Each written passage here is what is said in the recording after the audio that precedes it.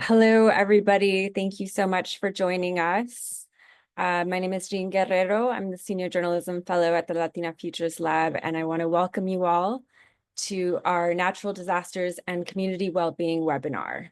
We're happy to have you join us today for what promises to be an insightful and thought-provoking discussion on the impact of the January wildfires in Los Angeles on our historically excluded communities. Latina Futures was created to look at emerging issues through the lens of those most affected, pairing in-depth research with strong community partnerships and programming that highlight the work that's being done by organizations on the ground. These groups are not only responding to crises, but are also creating innovative and lasting solutions to support their communities. The devastation from these wildfires was unlike anything we've seen in recent years, with impacts that were felt most acutely by Black, Latino, and immigrant families. Many of these families were already struggling to find housing outside of vulnerable areas like Altadena. And then, of course, we cannot forget the immigrant and domestic workers whose livelihoods were suddenly at risk when their work environments were ravaged by the flames. But while the destruction has been immense, today's conversation will focus on something incredibly important, which is resilience. The resilience of our communities in the face of disaster. We will hear about the critical roles played by community-based organizations, mutual aid networks, and trusted messengers who have stepped up to help their neighbors, providing vital relief and supporting recovery efforts in these uncertain times.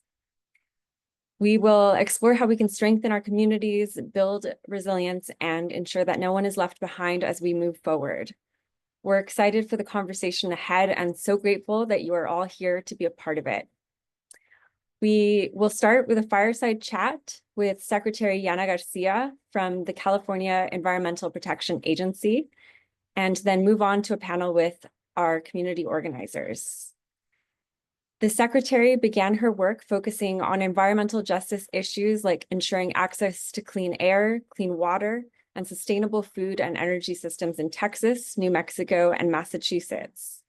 She has litigated environmental cases on behalf of community organizations across the country. And before being appointed to lead the Cal EPA, she worked with California Attorney General Rob Bonta, advising him on legal and policy matters pertaining to the environment, housing, energy, and natural resources. As Secretary of Cal EPA, she's focused on its mission to restore, protect, and enhance the environment and advises the governor on environmental policy. Secretary, thank you so much for joining us today. Of course, it's great to be with you. So I want to start by asking if you can talk about how we can lay the groundwork now to make sure that the state is more resilient to future climate-fueled disasters. Sure, thanks. It's a pleasure to be here with all of you and happy to share some of our work. So obviously right now, particularly in Southern California, but I would say all over the world, really, the impacts of the climate crisis are top of mind for most. You know, we've been in California on the front lines of the climate change for decades. So we know that building up resilience is vital not only for our communities, but also for our economy and our infrastructure. More frequent and intense heat waves and wildfire seasons also increase the urgency of our work to slash air pollution. So in California, what we do is deploy a whole of government approach as we both adapt and mitigate to the impacts of climate change and climate-related emissions. So one way that we do that is by continuing our work to rapidly decarbonize our economy. We know we can't make the same mistakes of the past or leave the same communities behind. So what that means is that we prioritize low-income communities, communities of color, and tribal communities in our decision-making, our funding, and our programs. That also means meeting communities where they are in terms of their understanding of climate change, their priorities for what they care about for their health and safety, and the health and safety of their families. We engage with trusted leaders and communicate in languages that can be understood. This sometimes means languages other than English, but it also means communicating in ways that matter to people and that resonate with their reality. It also means ensuring that the greening of our economy benefits those communities that have long borne the brunt of pollution and are often hit first and worst by climate change. And so I want to talk a little bit about maybe a couple of examples of adaptation and community resilience that are at the center of our climate agenda.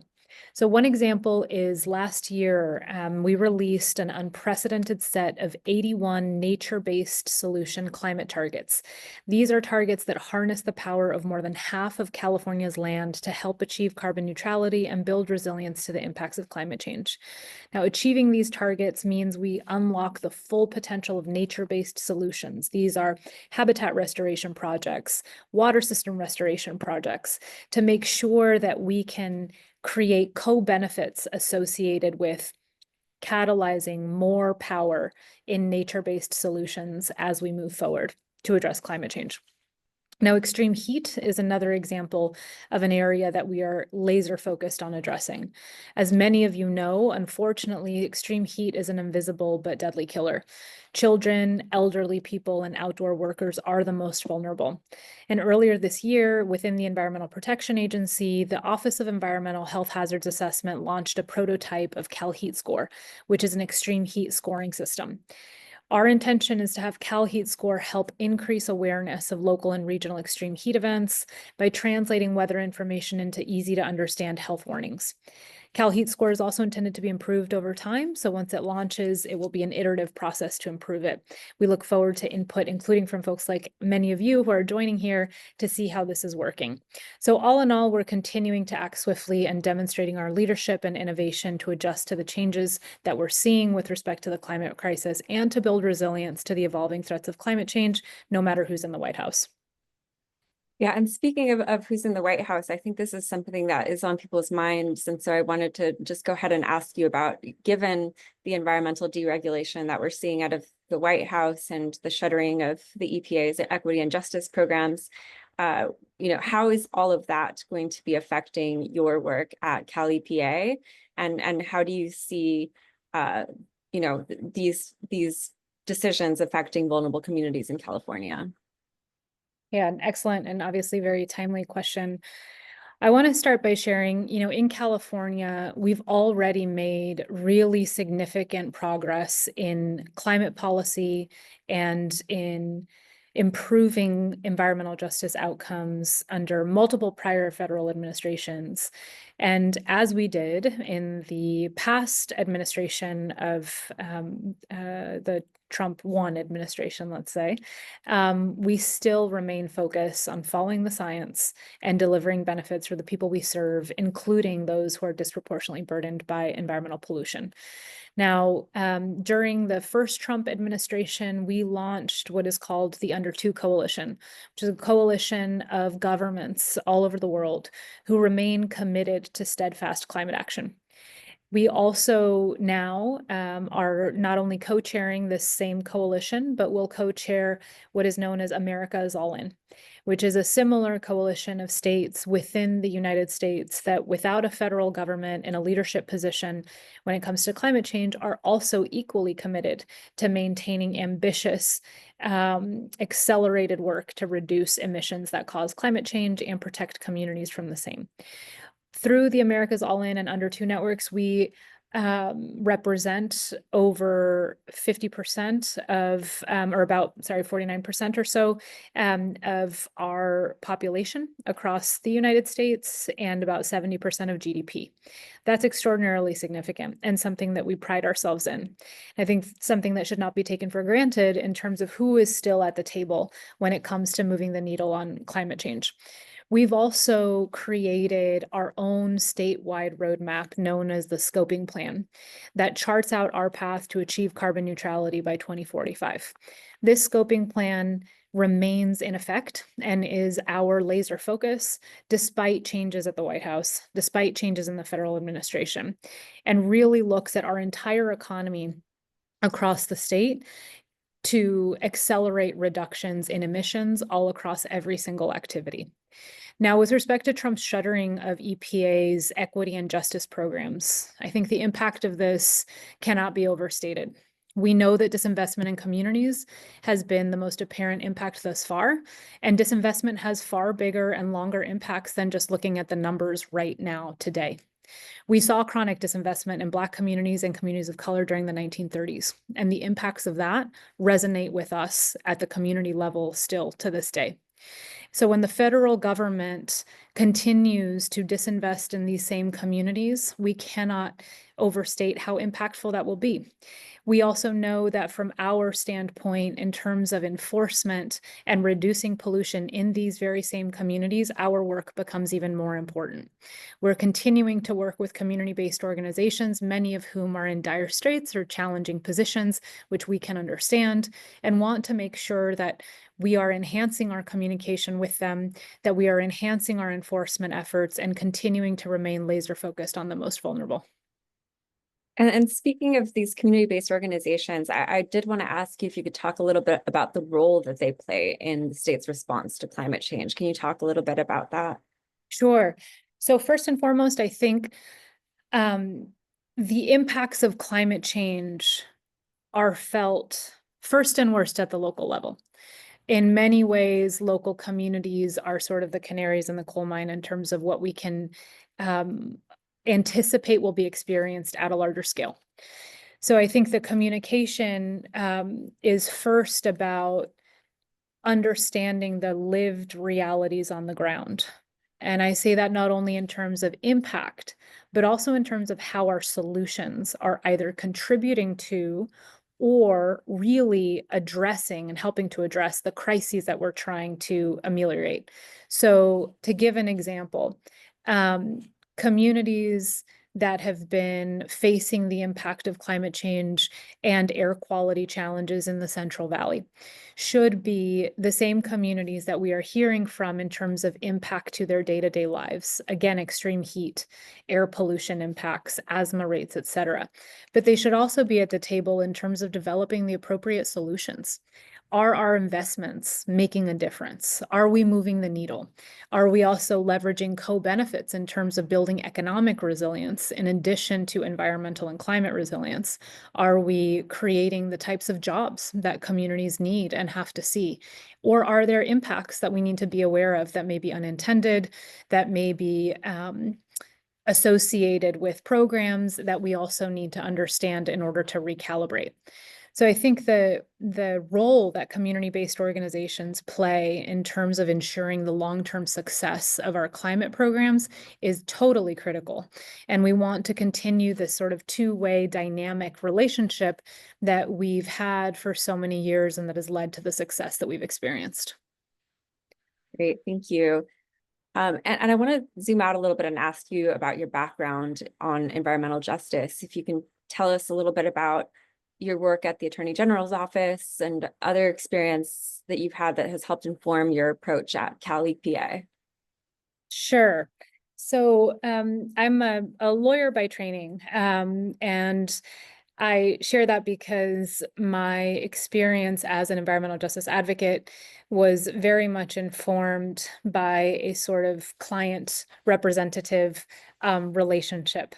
And I benefited very much from a personal dynamic and personal history with some of the communities with whom I was privileged enough to work. I have family roots in Los Angeles. My mother grew up in Boyle Heights. I have family in Southeast LA, including in places like Southgate, and worked in Huntington Park, representing many community residents in issues that related to challenges around specific facilities, large-scale facilities, smaller facilities.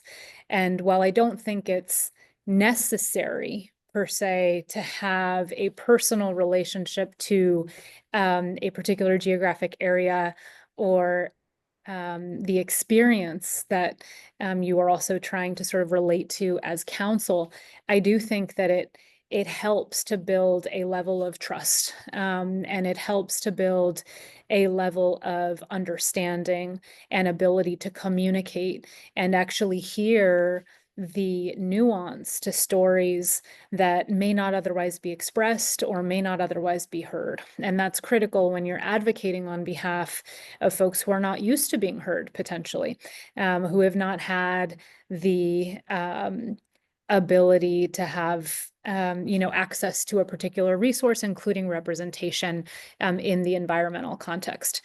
So I think that was one way that my sort of personal background that is related to, yes, being a Latina, also having personal connection to that particular community helped me with. I also think as an attorney, I was very familiar with what I now implement in terms of programs, including regulatory programs, from the standpoint of their impact, from the standpoint of seeing who may still be left behind by even our most protective environmental laws, who is not benefiting from those protections, and who needs to be able to experience the benefit from the investments from our investment programs as well. So that experience was instrumental for me in terms of what I went on to do as secretary. I will admit, when I was an advocate in Southeast LA, I would have never imagined being secretary of the Environmental Protection Agency. I would have been shocked and thought you were crazy if you would have told me 10, 11 years ago that this is where I would be. And yet here we are. Similarly, in the experience with the Attorney General's office, of course, our state agencies and the Attorney General's office have a very close relationship. One again of counsel and client. So I was very familiar as well with many of the issues that now I lead and oversee at the agency within many of our departments from the role at the Attorney General's office. Great. Yeah, and you spoke to this a little bit already, but I did want to ask, as the first ever Latina at the head of the Cal EPA, how do you think this specific background as a Latina informs your commitment to the environment?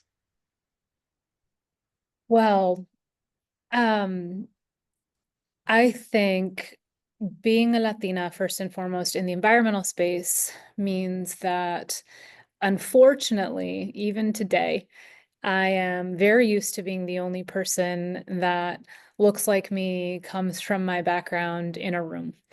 We still have a lot of progress to make when it comes to representation in the legal field, in the environmental field, in science and engineering, much less in politics. I would say, first and foremost, it's sort of trusting your voice and everything you are here to do, and those who you have been sent to represent by whatever force may have sent you there. And so that's one way. I think the other way is, in many of our histories and cultures, there is a deep and profound respect for the environment. And I think that does not ring very apparent to most people, maybe in the mainstream. But when we think back to much of our indigenous roots, I would say, across the Americas, it is very much the case that there is a deep and profound respect for Mother Earth, for the gifts that we are given as humans, and for the mutual relationship that we have with the planet around us and all of the species around us and with our fellow human beings. I think that there are many ways in which that manifests itself in Latino culture. And that was something that, I've been really lucky to have been raised around, and a deep respect that I had. I'm not so sure if that's only because I'm Latina, but, definitely had a lot to do with that sort of cultural upbringing as well. Great. And I wanted to ask, since we're coming short on time, I wanted to ask, because I'm sure this is something that's on the minds of people who are listening, what can, given the setbacks that we're experiencing on a national level, what can average Californians do to protect the progress that has been made in our state? And if you could address that, and then also, what anything else that you want to add about what California is doing to ensure that historically marginalized communities don't get left behind in this moment, when it comes to the environment and, responding to what's happening on a national level. I don't want to under or downplay the real disruption to day-to-day life that the administration at the federal level is causing for so many people by saying that we need to maintain hope. I do believe that we do. That said, it is an extraordinarily challenging time. And I think for all of us who find ourselves in any relative position of privilege, be that from our immigration status to our access to education, our access to avenues to achieve power, to have a voice in various settings. I would say we all need to exercise that as much as we can to speak out against the injustices that far too many communities are facing. I think the second thing is in terms of environmental protection, there is a sort of overwhelming false narrative that we need to move faster economically in ways that cause real harm to the environment. Environmental harm is also economic harm, and it doesn't serve us to risk our economies, to risk our businesses, to risk our safety and our security in our communities, and frankly, in our jobs, to ignore that fact. And so as we also hear these, false narratives in media channels or wherever it is, I also challenge us to push back on those and raise the fact that, the Los Angeles wildfires as an example, climate change has real economic risk and damage that can be caused to economies, to industries, to anyone at a personal level as well. And so from an economic standpoint, it makes all the sense in the world to continue to move the needle, to accelerate driving down emissions that cause climate change, to address the climate crisis head on, and to protect our environment for future generations. Wonderful. Well, Secretary, thank you so much for the time that you've spent with us, taking the time to answer these questions. We're going to move on to our panel now, but I just want to say thank you, and I'm sure everybody is grateful for the time with you. Of course. Thank you so much. It's a pleasure to be here with you, and thank you all for your work. Now I want to introduce our panelists, two longtime community organizers. First, we are going to be joined, well, both Luz and Loyda are going to join us at the same time. Luz Castro is the Associate Director of Policy at Inclusive Action for the City, where she leads worker justice, immigrant safety net, and financial systems policy efforts. Loyda Alvarado Renteria currently serves as the Disaster Relief Program Director at the National Day Labor Organizing Network. Luz and Loyda, it's great to have you here with us. Thank you so much for having us. This is a very important discussion, and I'm just glad to be part of it. Yeah, thank you so much, Jean and Latina Futures, for the invitation, and really excited for this fruitful conversation. Likewise. So I want to start by asking you both about this critical issue that has emerged from the fires, which is the devastating air quality that continues to plague the region. You have wildfire smoke laden with harmful particulate matter that has exacerbated respiratory issues, particularly among children, the elderly, and those with pre-existing health conditions. So I want to start by asking you both about the long-term effects of these fires and related to health, and how can those that are often the least equipped to cope with both the immediate and lingering consequences gain relief. I don't know if you want to start, Loyda, by talking about the abuses that day laborers are experiencing, as first responders and having to be exposed to these contaminants. Yeah, absolutely. Thank you so much. We know that there's a lot of technological advances, and we try to understand the causes of natural disasters. However, they cannot be prevented, and we know this is a reality, right? The devastation that is caused by the human and economic losses that result from these disasters is quite honestly unfathomable. And we have seen that in the aftermath of these disasters, immigrant day laborers and household cleaners play a really, really important role in the disaster post cleanup and reconstruction work. And many actually play a role as first responders, helping people evacuate, also helping people keep, their areas water during a fire. So we have seen this example over and over again in New Orleans, after Katrina. We have seen it in the East Coast after Hurricane Sandy. And what we have been able to identify is that day laborers are hired post-disaster to perform massive cleanup work, tree and debris removal, demolition, repair, and rebuilding, even like in the middle of like anti-immigrant and exploitative working environments, because there's an urgency to restore to normalcy after a disaster. The enforcement of and the respect of workers' rights is obviously reduced. We've seen that results in an increase in work-related injuries and illnesses, and workers are very much exposed to unsanitary and hazardous conditions without proper training and without any type of protection. And on top of that, as I mentioned, they're dealing with a crisis of labor abuse, as well as the fear of immigration enforcement.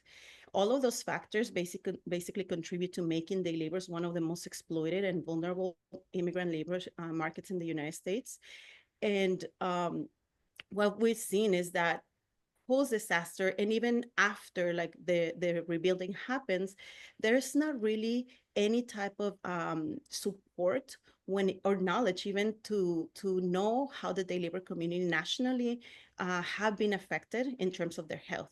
There's very few studies and research that talk about what has been done to alleviate the burden, the health burden related to that type of work. And then moreover, the long-term health effects of disaster recovery work for this workforce is non-existent. So what we know is that workers are developing all types of chronic health conditions. They have been dealing with skin rashes, respiratory issues, and they obviously there's interventions at the secondary and tertiary prevention, but no, I'm sorry, but no prevention, right? So what we've seen is, as I mentioned, just having workers that are developing all types of ailments and injuries, as well as many getting injured or developing long-term conditions, cancer. And one thing that we identified back when 9/11 happened, a lot of day laborers were hired also to do the cleanup after that unfortunate event. And a lot of them, unfortunately, they're not with us anymore. They have died. As we know, those were the consequences of that for many people that somehow were in the area or supported with the cleanup and reconstruction. And that is the case for a lot of day labor. So that's the experience that we see. And one thing that we know now is that we have all that knowledge and experience, but we also have the responsibility, and we can prevent this. And we are at a crossroads right now where we can actually do something about it. And it requires not just an organization or a group, but like the whole community. It requires everyone. Well, I'll want to ask you to say more about that in a second, but Luz, speaking of prevention, can you talk about some of the relief efforts for outdoor workers that you have been working on? Yes, of course. And I absolutely just want to agree with everything that Loyda mentioned. At Inclusive Action for the City, we have historically worked with outdoor workers like street vendors, like landscapers and recyclers. So when the fires were happening early in January, the first thing that we did is, we tried to meet the urgency. And the urgency at the moment was making sure that the conversation wasn't only focused around the homes and the businesses that were lost, but also bringing to light the impacts that the LA fires were having for outdoor workers, like recyclers, like street vendors, carguacheros, construction workers, day laborers, right? And as a way to, what we did to respond to this urgency is that we immediately launched a GoFundMe. And thanks to individual donors and also thanks to our institutional givers, philanthropic partners, corporations, we have been able to raise $2.5 million to support outdoor workers that have been impacted by the LA fires. And this includes workers that primarily do work outside.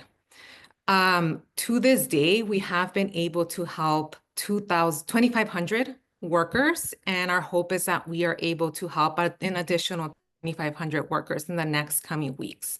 And something that I also want to highlight, we've been having workers, hundreds of them, come to our office and not only come and pick up their $500 cash assistance, which is the amount of money that we're offering, but they've been sharing significant stories and sharing and uplifting some of the concerns that they're facing as workers. Many of them have brought up the issues around the high cost of living here in Los Angeles. They've also brought up the issues around rent, healthcare access. They're also struggling to find work. They're eager to find work. They can't afford to pay their rent. They can't afford to bring food to the table. So they're really seeking help. And we have been partnering with different organizations like Endalan, like ACE, the Clean Car Wash Campaign, Carecen, among many others, in making sure that we're coordinating with them to maximize the amount of support that workers are getting. And the last thing I'll say is that we've also been meaningfully engaging with the city and the county who recently opened worker centers and making sure that our workers also knew about those resources available to them and making sure that they understood how to navigate those oftentimes challenging bureaucratic processes that comes with seeking government support. Thank you, Luz. And Loyda, coming back to you, you mentioned this being a whole community effort. And I was wondering if you could just say a little bit more about that, specific to the health consequences of these fires before I move on to talking a little bit more about the economic hardships that these families are facing. What can people do to ensure that this kind of harm is prevented in the future? Yeah, thank you so much. One thing I wanted to mention is we have been able to do this work thanks to the leadership of immigrant workers, day laborers, and household cleaners from our Pasadena Community Job Center. We also were able to provide an emergency hub for the community. And one thing that we've seen is families are already going back. They're going back to clean to the areas that were evacuated. And unfortunately, these houses are not clean. They're not properly being made ready for people to go back in a safe way. We know that there's so many toxins in the water, in the air, and more than just what you think, the ash, but there's asbestos, there's carcinogens, there's all kinds of different things in the air that families and people are going back to. And one campaign that we have right now, knowing that people have an urgency to go back to their homes, and either they have to clean it themselves or the companies are hiring people to clean these areas, is people need training. People need to know what are the hazards that they are going to encounter, right? And ways to mitigate this. And this is not to put the burden on workers, because that should never be the case. We know that there's entities and agencies that should be taking care of that and should be enforcing this. However, they don't have the capacity to do this at the level that we need them, right? And the urgency, like this is now, this is happening now. Families are going back now. Workers are being hired now. So what we do need is training. We need workers to be able to have the proper training to be able to go back and clean. We need personal protective equipment. And this is when you talk about the hierarchy of hazard controls, right? We're talking about that being the least effective method of control to in terms of like hazard controls. And that is the least that employers should be doing. That's the least that workers should be like entitled to. However, that is not happening. And I talked to numerous workers. There's new corners where like workers are literally going and getting hired to like clean the Palisades area, to clean Altadena, to clean all these areas that were affected, and they're not provided with any type of personal protective equipment. They're not provided with anything. So we basically are launching a campaign to gather those items and create a training and campaign that is accompanied with also like handing out this equipment to workers. So we're talking about like chemical resistant gloves, we're talking about P100 masks, we're talking about respirators, we're talking about coveralls, everything that a worker needs in order to be able to go back to their homes in the same way that they were, that they left. And this is, like I mentioned, the least that we can do, but we require the community to support with this. We require companies to step up. We require the government to step in as well. We're not really counting on the federal government, but we know that there are, good people out there that do care for the safety of workers. And that's something that we can do. And like I said, this is the minimal efforts that are out there and that are at the reach of workers. Right. And speaks to the role that community-based organizations are playing in the response to this disaster. And I want to talk a little bit about the economic hardships that are being faced by families and workers in the wake of wildfire displacement. As we know, Altadena is home to many diverse groups, including many Latino families, Black-owned businesses, working-class communities, and the Eaton fire severely damaged homes and businesses, especially impacting those who were already economically vulnerable in this community. So I want to ask, either of you can address this, or both of you, what does the destruction of these homes and restaurants, many of which have been staples for generations, what does this mean for the region? And happy to respond to that, and absolutely agree. This goes beyond just physical loss. This also includes economic and cultural disruption for the community that has developed and grown families there that have deep roots in the community. We know that many folks in Altadena were living there for 20, 30 years, right? So they were deeply connected to their neighbors, to the community. And we know that many of the businesses that were in Altadena as well were small businesses, family-owned businesses that were completely lost. Same thing for homes that were completely lost due to the fires. And this means that we really need to think about how we're rebuilding and making sure that we really focus our policies around community ownership, and making sure that Wall Street real estate speculators don't go into these families or these communities and try to purchase and take advantage of this moment in time, but rather making sure that our government really steps up, whether that be at the local, state, or both, and making sure that we create policies that ensure that our communities have the opportunity to rebuild and keep the land and the property very much community owned. Yeah. So, And go ahead, Loyda. If I can add to that, it's also like this is a predominantly Black and Brown community. And as mentioned, this has been generations of people that have, and this is all they have, right? As well as new immigrants. And one thing that like I just want to add to that is like a lot of the folks that lost their housing and their jobs because they both lived and worked in the area are immigrant workers that basically are tenants and do not have the ability to be able to go back, right? And so that's another like economical issue that we're facing. Families unable to rent anywhere. They don't have the proper documentation to be able to just move on and rent anywhere because they're not allowed to, right? So there's like a lot of different things. Kids being taken to other areas for school. And so like it just adds so many different layers of needs that we've been able to identify and just in terms of like families losing everything is like they're struggling to find stable housing.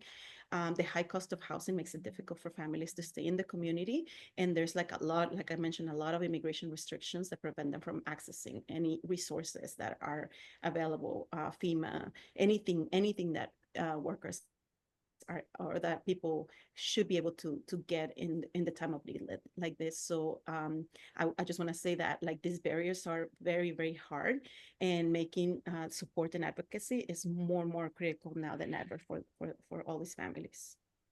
Well, since you mentioned immigration status, I want to talk about how, you know, at the same time as you have all of these economic and health, harms that have been experienced or continuing to be experienced, you have these political and social barriers and the chilling effects of mass deportation policies that have left many immigrant communities wary of seeking help and perhaps even participating in relief efforts. So if either of you could address this question, which is, what is the path forward to ensure relief and recovery supports all Californians, regardless of immigration status? What do you see as the path forward in that regard? Yeah, and an excellent question. I think immigration policy plays a significant role in any disaster recovery, whether it be the LA wildfires or any other climate change disaster. And a lot of the workers that we've been in contact with have been coming through our door, not only seeking financial help, but also expressing fear for ICE enforcement and the fear of deportation, and that their families are, could potentially become separated. So, this is really an opportunity, just given the current federal Trump administration, for our local and state officials to really step up and step in to meet the moment, meet the urgency, and making sure that our workers, are not only relying on nonprofit organizations like Endelon, like Inclusive Action, but rather that the government is also thinking through, how do we expand the social safety net programs that we currently have to every single Californian, regardless of immigration status. And one thing that comes to mind is unemployment insurance. A lot of our undocumented workers cannot apply for unemployment insurance because of their immigration status. Our undocumented workers are also not eligible for FEMA recovery funds or any federal service for that matter. Another thing that we've also been elevating at the local and state level is the need for more guaranteed basic income programs, and making sure that our communities have access to cash assistance. And there's significant data out there that really shows that cash assistance and guaranteed income programs really make a difference in the lives of any family. And we believe that we should be leveraging those systems and income programs during disasters like this one. I couldn't agree more with everything that Luz has said. I also think that just to add to that, workforce enforcement for employers that basically take advantage of the current crisis that we have in obviously California, but on a national level. Like, we have so many people taking advantage of people's status, and I mean, not just employers, but renters and all that. So there needs to be better enforcement, in the sense of like more protections for workers and for people that are seeking support. Absolutely. And I think this also speaks to the role that trusted messengers play in helping communities navigate, bureaucratic hurdles, while also addressing these various barriers and fears, and making sure that the disaster response is not impeded, or at least mitigating some of that. I want to move on a little bit to the audience Q&A. We've been getting some questions, and so I want to make sure that we have some time to get to those. And so I wanted to start by asking, and this is related to what we were just talking about, one of our audience members asked, have you observed any shifts in the workforce resulting from these concerns of deportation? I can share that, at least in the space, in conversations with street vendors or small business owners for that matter. Some of the key issues that they have brought up has been the fact that their sales have gone significantly down, not only because of the LA wildfires, but also because there's families who fear going out to the store because they fear deportation, they fear ICE enforcement. They're very much pretty active in top of mind, knowing that, we have a Trump administration, many of them are undocumented. So what we've been doing to respond to that has been really making sure that they know their rights and making sure that they have the resources to feel comfortable, to make sure that they're able to still go to the market, to go support a small business in their local community. So that's something that I wanted to highlight. For us, what we have seen is day labor corners, right? Like day laborers gather at different corners outside of Home Depots, 7-Elevens to seek job opportunities. And what we have seen is like a decrease also in workers heading out to the corners in certain areas. However, in some other areas, especially the ones adjacent to the fires, because there is a need for their labor, they're out there doing that. However, they're still out there with the fear. And same thing, we continue to provide know your rights and also have formed comités, like committees of we call comités de defensa del barrio, which is like committees of neighborhood defense, which like just anybody can join and anybody can be part of, like watching out is there immigration activity, like reach out, like there's a network that they can put the word out to make sure that people in general are aware and avoid the area. And then another thing that I did notice was, and I mentioned that a bit, was new corners or new areas of employment have been created. So I have the testimony of a worker that literally was told, you have to go stand at this corner at this time. They get picked up in a white van, then they get taken to clean an area in Pacific Palisades. They are not given any personal protective equipment. They're not given any directions except clean. They are being exposed to all types of chemicals. She mentioned red dust all over the house, which is, like when they were combating the fires in the air.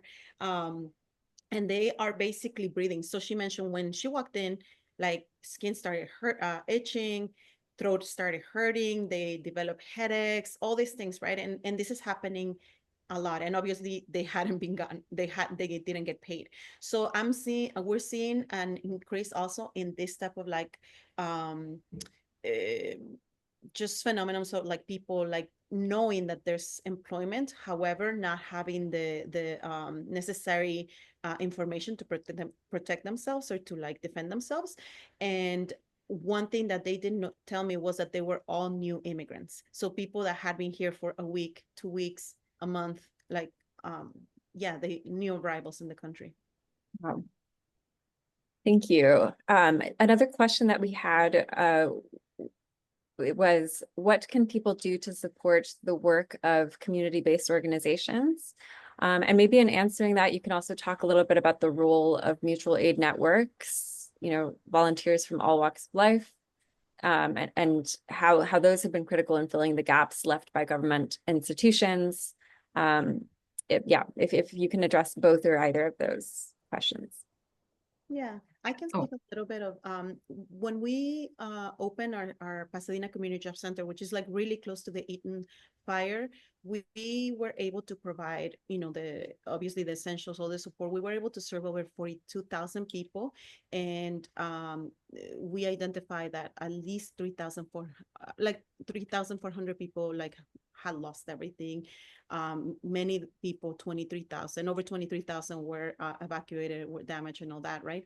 But what we saw is also like a lot of support, right? Like from all types of like you mentioned, all types of life, people came through. We had over 12,000 volunteers coming to the center to support with the distribution. We did a donation distribution, and we also did a cleaning brigade. So as you know, like the winds were like 100-mile-an-hour winds, and they came and basically destroyed the city of Pasadena. And we had workers lead these volunteers to clean all the streets, take trees off the roads, all the debris and all of that. And that that was something that honestly, in the midst of so much darkness, because it's like the devastation was, as I mentioned, unfathomable, but also the political climate that we're living, and the direct threat to people's lives, to people's livelihoods was also very strongly felt. And what we saw was that in the middle of so much darkness, there was light, and there were people that cared, and there were people that were willing to come and get their hands dirty and clean and support others. And it didn't matter who people were, they were there to help or get help. We even, and this is kind of like funny, but we had even a guy coming with a MAGA hat on, and it was him and I think his son or somebody. And we were worried because we're like, okay, they're gonna cause chaos. But what we told them is like, this is what we're doing, and if you want to come and help clean the streets, this is for the community. And they did, and there was no chaos caused. And that was something that for us was also very telling of where people's hearts can be, despite of their political, affiliations or beliefs, that there's still so much hope, and there's still so much that can be done if we only like leave those differences aside and just like continue working together, continue to just look out for each other. Because this is literally what was happening. We saw day laborers literally putting items in Tesla cars, like donations in Tesla cars, like as people were coming to pick up donations, and that was just beautiful. So just wanted to share that. That's definitely hopeful. Thank you for Yeah, sharing that. And then Luz, yeah, if you can address that question, but also if you have any thoughts on policies and regulations that should be implemented to ensure that vulnerable populations have the ability to recover from these disasters. That's another question that was posed, and I want to make sure that we get to it to some extent. So if you want to address that question, or just what can people do to support the work of community-based organizations, or both, please do so. Yeah, so I mentioned Inclusive Action's Open Air Worker Relief Fund earlier. We have closed the GoFundMe at this point because we're shifting our focus on long-term recovery efforts. However, if there's any institutional givers in this call and want to support our efforts, we encourage you to reach out to us.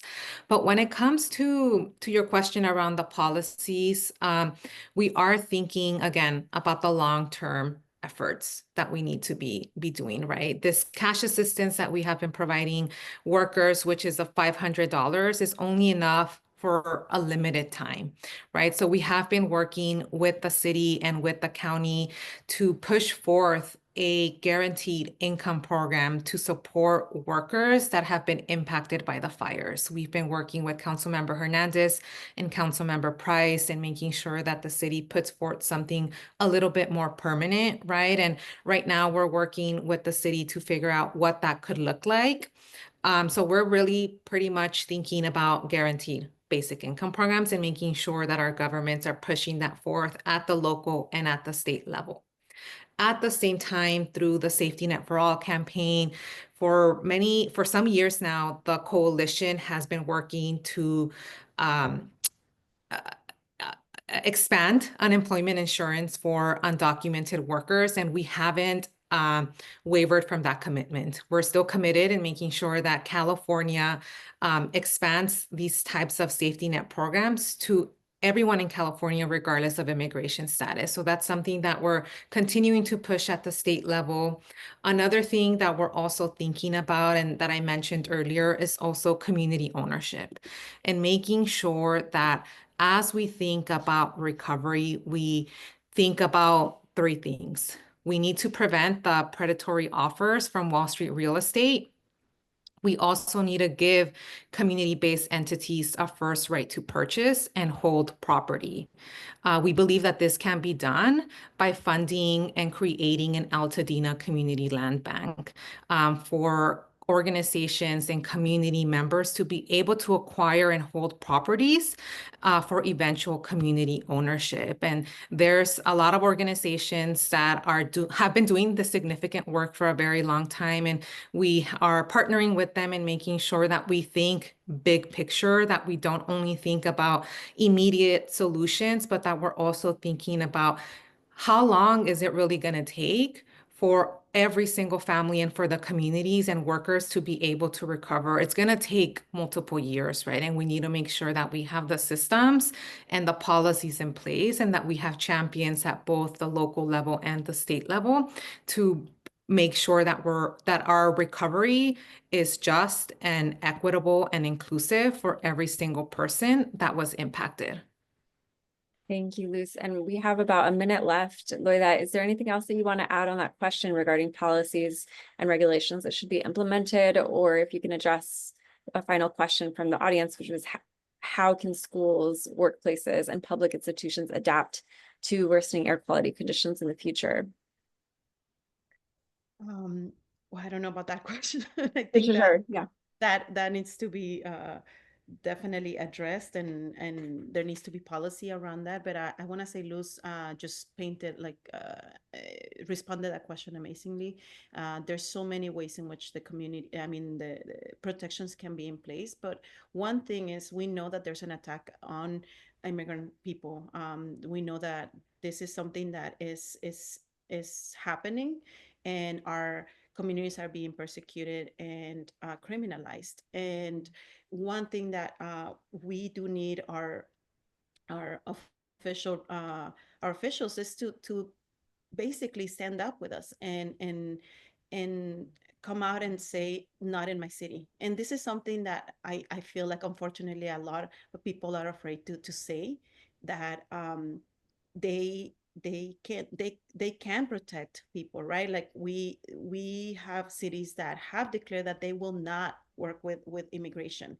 We have police departments that, you know, don't need to work with immigration, but however, in Los Angeles, we know that they are. And so, like, we need to have people in power that do stand with us, because this is a community that is very much, you know, enriched, and the economy is held by immigrant labor force. And so we do need those very champions to stand with us. And as we know, we have SB 54 in California, right?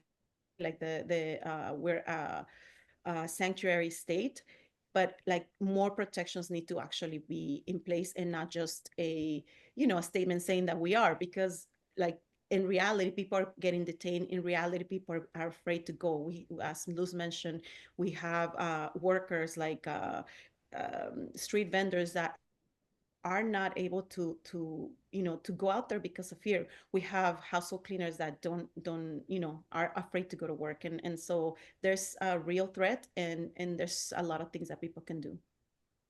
Thank you, Luz and Loyda. We're at time, and so I just want to say again, we really appreciate your perspective and your deep insights, and all of you in the audience for taking the time to hear what had to be said today. And I just want to thank you all again for joining us for this important discussion on the impact of the wildfires in Los Angeles and the disproportionate effects on historically excluded communities.